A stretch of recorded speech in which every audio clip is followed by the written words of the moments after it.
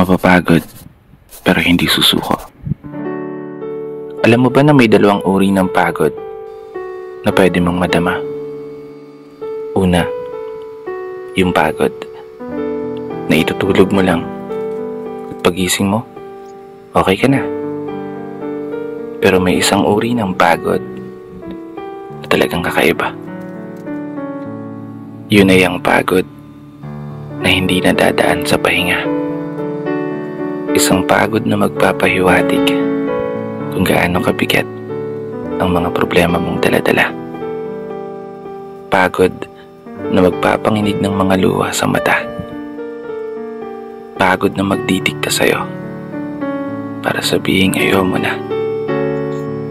Mapapatanong ka na lang talaga, saan nga ba ang direksyon ng aking mga paa? Mga paang tila pagod na sa kakahakbang. Mga paang ngimay na sa kada tapak sa baitang ng hagdan. Isang hagdan na magdadala sa akin patungo sa isang palapag na pinapangarap ko. Mapapagod, pero hindi susuko. Magpapahinga, pero hindi hihinto.